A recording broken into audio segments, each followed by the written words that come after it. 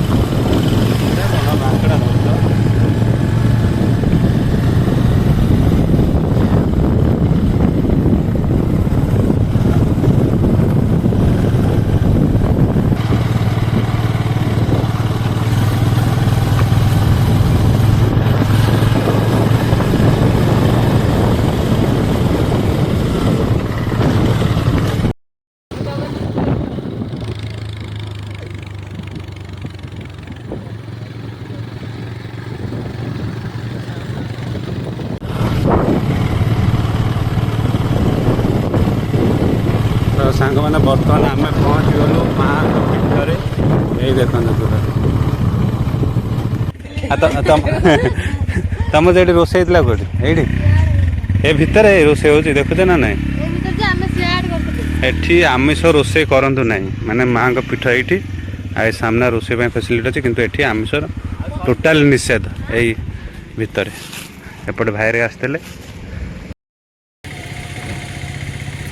चलो लास्ट के दिया टीमटा हमर आया हो नहीं बहुत अच्छी तुम चल न जानी कर रही तो एपट रहा मंदिर आ मंदिर सामने एपट रही सब पिकनिक पे तो बर्तमान तो मंदिर नुआ नुआ गोटे शिव मंदिर भी प्रतिष्ठा आउ नुआ कि जगह प्रतिष्ठा है देखते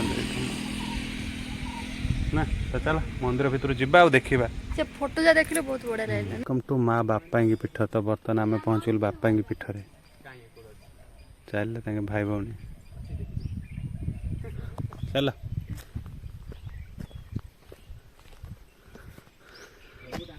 माँ बापा तो गेली भीतर गले तो कैमरा स्ट्रिक्टेड एरिया तो माँ का तो फोटो उठेनी फिर भी मंदिर परिसर देखो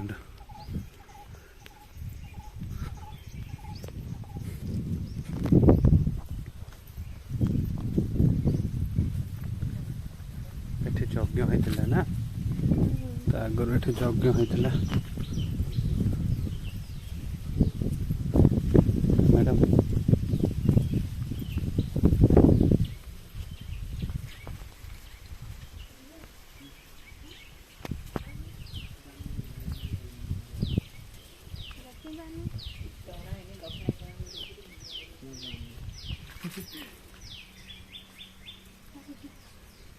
लिया नहीं मोबाइल କେବେ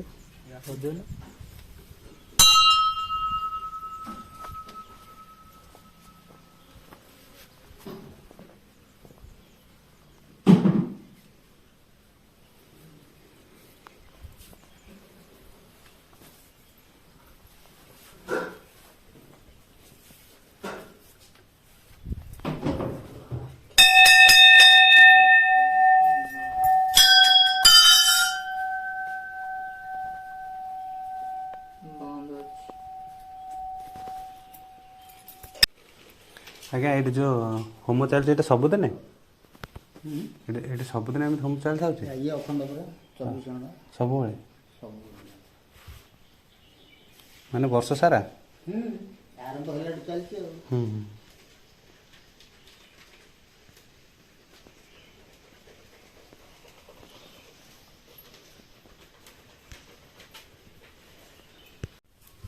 ନିଅ ମାଆଙ୍କ ସିନ୍ଦୁର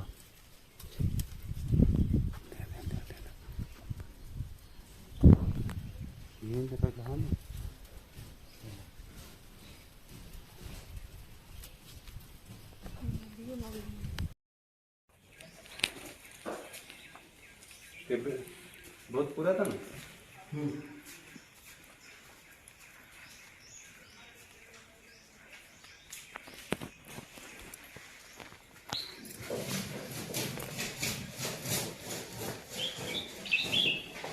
ହେଲାଣି 70 ବର୍ଷ ଖଣ୍ଡେ ହେଲା 70 ବର୍ଷ ଖଣ୍ଡେ ହେଲାଣି ମନ୍ଦିର ତିଆରି ହେବାର। ହଁ ଆଉ ଇଏ ପୂଜା ପାଉଛନ୍ତି କେବେଠୁ ଆମେ କହିପାରିବୁନି। ଇଏ 3 ପାଟ ସରିଲାଣି ହଁ କେମିତି କହିବି। ହଁ ହଁ ଆଗରୁ ସିଧା ରାସ୍ତାରେ ଗଛ ମୂଳେ ଥିଲେ ହଁ ବାବା ଆସିଲେ ମଠ ତିଆରି କଲେ ମଠ ତିଆରି କରିକି ତାପରେ ଚାଲିଛି ସେଠୁ ମନ୍ଦିର ଫନ୍ଦିର ସବୁ ସେଇଠୁ ମା ପୁରା ପ୍ରତିଷ୍ଠା ଦେବେ ନା ଘର ପ୍ରତିଷ୍ଠା ମାନେ ଏଇ ଯେଉଁ କୁହନ୍ତିନି ନା ମାଘ ପୂର୍ଣ୍ଣିମାକି ମହୋତ୍ସବ ହେଉଛି ଉତ୍ସବ ହେଉଛି ମାଘ ପୂର୍ଣ୍ଣିମାକି ଉତ୍ସବ ହେଉଛି ଚୈତ୍ର ମାସରେ ଚାଲିଥାଉଛି ମଙ୍ଗଳବାର ତିବାର ଯାଇଥାଉଛି ହୁଁ ସେତ ଦେଉଛନ୍ତି ଆଉ ଗହଳି ହେଉଛନ୍ତି ଆଗପଟେ ହଁ ମାଆଙ୍କର ଅପାର ମହିମା କହିବାର ଆଗ ସାଙ୍ଗରେ ଯିବା ଆସିବା କରୁଥିଲେ ଏସବୁ ଜଙ୍ଗଲ ଥିଲା ନା କ'ଣ ଥିଲା କି ହଁ ଜଙ୍ଗଲ ଭିତରେ ପ୍ରତିଷ୍ଠା ଲାଭ କରିଛନ୍ତି ଆଉ ନାଇଁ 30 ବର୍ଷ ଭିତରେ ସବୁ କମ୍ୟୁନିକେସନ୍ ହେଲା ଆଗ କିଛି ନାହିଁ ଚାଲି ଚାଲି ସେଠି ଆସିବ। ଏ ଜାଗାଟା ନା କ'ଣ କି ଏଇ ଜାଗା ନାଁ ହେଉଛି ମାଆଙ୍କର ତ ବାପାଙ୍ଗୀ ଏଇଗୁଟା ହେଉଛି ବାପାଙ୍ଗୀ ରାସ୍ତା ବାଇବାଲି ରାସ୍ତା ହଁ ହଁ ବାଇବାଲି ହଁ ହଉ ବାଇବାଲି କହିଲେ ଯିଏ ବାପାଇ କହିବେ ଟିକେ ତାଙ୍କର ଆପଣ ପୂଜା କରୁଛନ୍ତି ଏଠି ଆଜ୍ଞା। କେତେ ବର୍ଷ ହେଲାଣି ନା ମୁଁ ଏବେ ଆସି 3 ବର୍ଷ ହେଲା ହଁ ଆଗରୁ ସବୁ ବାବାମାନେ ରହୁଥିଲେ ବାବାମାନେ ସବୁ ରହୁଥିଲେ ଏବେ ଏକାଲା ବାବା ରହୁଛନ୍ତି ତ ଅଛନ୍ତି ସେଇ ଜଙ୍ଗଲ ଏଇ ଯେଉଁ ଫଟୋ ମାରା ହେଇଛି ନା ଏ ବାବା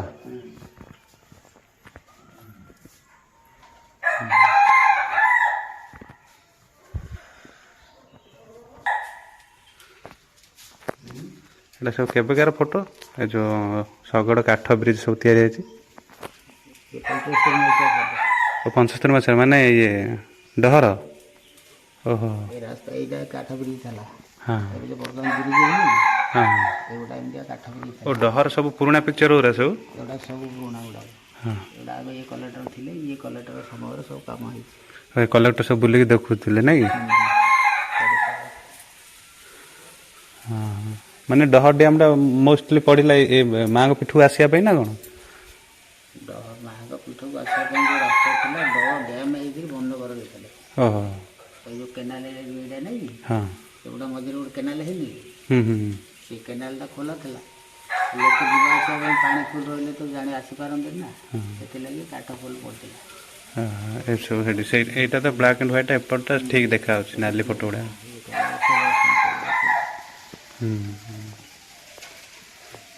ଏ ବାବା ଅଛନ୍ତି ଏବେ ହଁ ଗୁଡ଼ିକ କଲେକ୍ଟର ତହସିଲଦାର ସବୁ ଆଗେ ସମୟରେ ସବୁ ଥିଲେ ହଁ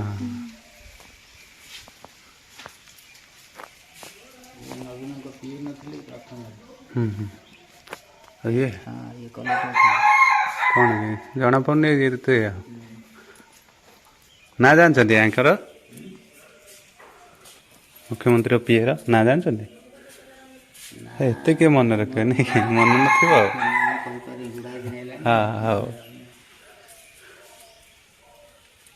ଆପଣଙ୍କର ଏଇ ଗାଁ ପାଖାପାଖି ବାଇବାଲି ଭଞ୍ଜନଗର ବି ରାସ୍ତା ଅଛି ନା ମୁଜାଗଡ଼ୁ ଏଠି ଆସି ହେଉଛି ବସ୍? କମ୍ୟୁନିକେସନ୍ ଖୋଲା ଅଛି ମୁଜାଗଡ଼ରୁ ଆସୁଛି ଏଠି ହଁ ଏ କୁକୁଡ଼ା ସବୁ ପୋଷା ହେଇଛି ଏଠି? ହଁ ତାପରେ ପୋଷାକ ଆମର ତ ବାବା 60 ମସିହାରୁ ଅଛନ୍ତି ହେଲେ କିଛି ଜାଣିଥିବେ। ଏତିକି ହେଲା ତା ପୂର୍ବରୁ ତା ଛୁଆ ପୂର୍ବରୁ ଜାଣି ହଁ ଆଉ ଯାହା ଯେତେ 60 ମସିହା ପୂର୍ବରୁ ଏଇଠି ତ ଲେଖା ହେଇଛି ସବୁ ନାଇଁ କି ଫଟୋ ମାଧ୍ୟମରେ ଅଛି ଆଉ। ସବୁ ଆସି ବୁଲୁମାଣ କରିକି ସେଠି ବସିକି ଯାଇଛନ୍ତି ସେଠି ସବୁ ଭୋଗ ରଖା ହେଇଛି ରହୁଛନ୍ତି। ଏବେ ସବୁ ନୂଆ ମନ୍ଦିର ଏପଟେ ସବୁ ହେଇଛି ଆଉ ନାଇଁ ପ୍ରତିଷ୍ଠା କରାହେଇଛି। ଓ ଏଠି ଠାକୁର ଥିଲେ ପ୍ରଥମେ ମହାଦେବ ଏଇଠି ଭାଙ୍ଗିକି ଏବେ ସେପଟେ ପ୍ରତିଷ୍ଠା ହେଇଛି ନୂଆ ମନ୍ଦିର। ଆଗ ଏଇଠି ଶିବ ମନ୍ଦିର ହେଇଥିଲା ଏଇଟା। ହଁ ଏବେ ପ୍ରତିଷ୍ଠା ହେଇଛି ନା? ଏବେ 28 ତାରିଖ ଦିନ ପ୍ରତିଷ୍ଠା ହଁ ମଣ୍ଡପ ଯେତେବେଳେ ହେଇନି ପୁରା ରହିଛି। ନା ସେଇଟା ମୁଁ ଦେଖିଲି ସବୁବେଳେ ହୋମ ଲାଗୁଛି ତ କିଛି ନିହାତି ଆରମ୍ଭରୁ ଲାଗିଛି। ଇଏ ବାବାଙ୍କ ପୂର୍ବରୁ ହୋମ ଆରମ୍ଭ ହେଇଛି। ହଁ ସେ ଚାଲିଛି ଆଜି ପର୍ଯ୍ୟନ୍ତ। ହେଲେ ବାବା 1960ରୁ ଅଛନ୍ତି ଏଠି? ନା ସେ 60ରୁ ଅଛନ୍ତି। 1960ରୁ ହେଲେ ଜାଣିଥିବେ ନା 1960ରୁ ମାନେ ତ ଏବେ କେତେ ହେଲାଣି 40 ଇଏ ଆଉ ଗୋଟେ 60 ବର୍ଷ ହେଲାଣି 2024 ହେଲା ଇଏ 60 ବର୍ଷ ହେଲାଣି ତ ବାବା ତ ନିହାତି ଜାଣିଥିବେ ମାନେ 60 ବର୍ଷ। ମାଆଙ୍କର ଏଇଠୁ କେମିତି କ'ଣ ପ୍ରତିଷ୍ଠା ହେଲା କ'ଣ? ଏଠି ମନ୍ଦିର ପତ୍ର କିଛି ନଥିଲା ବୁଝିଲେ କି? ହଁ ଆମେ ଯାହା ଜାଣିବାରେ ମା ଥିଲେ କି ସେଇ ପାହାଡ଼ ଉପରେ ମା ଥିଲେ। ଏପଟେ ଏବେ ସେ ପାହାଡ଼ ଉପରେ ଆଉ କିଛି ମନ୍ଦିର ନାହିଁ? ମନ୍ଦିର ନା ହଁ କିନ୍ତୁ ଆମେ ଯାଉଛୁ ପୂଜା କରି ଯାଉଛୁ ମାଆଙ୍କ ବର୍ଷ ଥରେ ଯିବୁ ପୂଜା କରିବୁ ତାଙ୍କର ପତାକା ଲଗେଇବୁ ଲଗେଇକି ଆସିବୁ ତାପରେ ଏଠି ମହୋତ୍ସବ ହେବ। ସିଏ ଆଗ ସେପଟ ତଳପଟ ଆଡ଼େ ଗୋଟେ ଜାନି ଯାଉଥିଲା ପୂଜା କରିବା ପାଇଁ। ଆଗ କାଳରେ ମଉଳିଆ ମାନେ 4 ପୁରୁଷ 5 ପୁରୁଷ ହେଇଗଲା କାରଣ ସେ ଯାଉଥାନ୍ତି ଯେଉଁଠି ପୂଜା କରିବା ଥିଲା ଏଇ ଟାଇପ୍ରେ ଏଇ ସମୟରେ ସେ ଯେବେ ଆସିକି ପୂଜା କରି ଫେରିଲା ବେଳେ ମାଆଙ୍କର ପରିବାର ନେଇକି ସେଠି ସବୁ ଖିଆପିଆ ତାଙ୍କର ଚାଲିଥିଲା ପଛରେ। ଇଏ ଗୋଟେ ଲୋଟା ଛାଡ଼ି ଦେଇକି ପଳେଇ ଆସିଥିଲା। ପୁଣି ସେ ଏଇ ଅଧା ରାସ୍ତାରୁ ଗଲା ଲୋଟା ମନେ ପଡ଼ିଲା ଯେମିତି ଆଣିବା ପାଇଁ ଗଲା ଆସିକି ସବୁ ଦେଖିଲା ଦେବାଦେବୀ ସବୁ ଅଛନ୍ତି। ସେଠୁ ମା ପଚାରିଲେ ତୁ କୁଆଡ଼େ ଅଛୁ ନା ମା ଏମିତି ମୋ ଲୋଟାଟା ଛାଡ଼ି ଦେଇଯାଏ ନା ଆଜିଠୁ ଏଠିକା ପୂଜା କରି ଆସିବୁନି। ସେ କହି ସେ ଲୋଟାଟା ଫୋପାଡ଼ିଲା ଏଇଠି ପଡ଼ିଥିଲା ହେଲେ ଏ ଲୋଟା ଯେଉଁଠି ପଡ଼ିଥିବ ମୁଁ ସେଇଠି ଉଭା ହେବି ତୁ ସେଇଠି ପୂଜା କରିବୁ। ଏଇଠି ଆସିକି ଗୋଟେ ବାଉଁଶ କୁଣ୍ଡ ଥିଲା ଗଛ ଗୋଟେ ଜଙ୍ଗଲି ଜାଗା ଥିଲା ଏଇଠି ଢାଳଟା ପଡ଼ିଲା ତାପରେ ଏଇଠୁ ପୂଜା ଅର୍ଚ୍ଚନା ଚାଲିଛି ଆଉ। ଯେତେବେଳେ ଉଭା ହେଲେ ଏଇଠି ପୂଜା ଚାଲିଥିଲା ତାପରେ ବାବାମାନେ ଆସିକି ରହିକି ଉନ୍ନତି କରି ଚାଲିଛନ୍ତି। ମାଆଙ୍କ ମୂର୍ତ୍ତିଟା ଶାଳଗ୍ରାମ କରି ମୂର୍ତ୍ତି ତିଆରି କରାହେଇଛି। ଶାଳଗ୍ରାମ ଭିତରେ ଶାଳଗ୍ରାମ ଭିତରେ ଅଛି ଚାରିକାନି ମୂର୍ତ୍ତିଟା ସ୍ଥାପନ ହେଇଛି। ସେ ଯେଉଁ ବାଘ ନାହାନ୍ତି ତାଙ୍କ ପିଠିରେ ମା ରହିବା ପାଇଁ କୁଣ୍ଡ ତିଆରି ହେଇଛି ଏତେ ବଡ଼ ତା ଭିତରେ ରଖା ହେଇକି ତାକୁ ଭିତରେ କରାହେଇଛି ଉପରେ ତାଙ୍କର ମୁହଁକୁ ତିଆରି କରାହେଇଛି। ଶାଳଗ୍ରାମ ଅଛି ଭିତରେ। ୟାରେ ଟିକେ ହଉ ଆଜ୍ଞା ଆସୁଛୁ।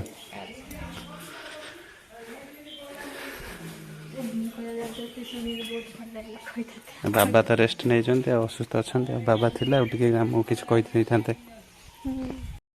ତ ଫ୍ରେଣ୍ଡସ୍ ତ ମାଆଙ୍କର ତ ଇତିହାସ ଟିକେ ଶୁଣିଲୁ ମାନେ ଯେତେବେଳେ ଡହ ଡ୍ୟାମ୍ ଏଠି ଆସିବା ପାଇଁ ମାନେ ଡହ ଡ୍ୟାମ୍ ଠି ନଥିଲା ତ କାଠ ପୋଲ୍ ସବୁ ପଡ଼ିକି ଏଠି ଆସୁଥିଲେ ତତ୍କାଳ ସେଇ ସମୟରେ ଯେଉଁମାନେ ଥିଲେ ତ ମୁଖ୍ୟମନ୍ତ୍ରୀ ପିଏ ଆସିକି ଏଠି ଦେଖିକି ସେତେବେଳେ ଡହ ଡ୍ୟାମ୍ର ଡେଭଲପ୍ ପାଇଁ ପ୍ରପୋଜାଲ୍ ଥିଲା ତାପରେ ଏଠି ଆସି ମାଆଙ୍କ ଦର୍ଶନ କରି ଯାଉଥିଲେ ଆଉ ସେପଟୁ ମାଆଙ୍କର ଟିକେ ଟିକେ ଡେଭଲପ୍ ହେଇ ଚାଲିଛି ଆଉ ମନ୍ଦିର ଉନ୍ନତି ହେବାରେ ଚାଲିଛି।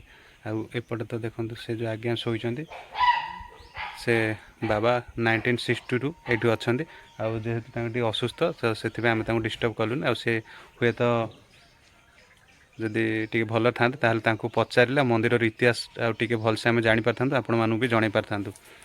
ଆଉ ଯାହା ଯେତିକି ବର୍ତ୍ତମାନ ଆଉ ସେ ଜଣେ ଅଛନ୍ତି ସେପଟେ ପୂଜକ ଆଉ ସେ ମଉସାଙ୍କଠୁ ବି ବୁଝି ନେଲୁ ଆଉ ମାଆଙ୍କ ମାଆଙ୍କ ଇତିହାସ ଟିକେ ଥିଲା ଅଲଗା ଆଉ ଯାହା ଯେତିକି ଆମେ ଜାଣିପାରିଲୁ ଆପଣମାନଙ୍କ ସହିତ ସେୟାର କରିଲୁ ନା କ'ଣ କହୁଛ?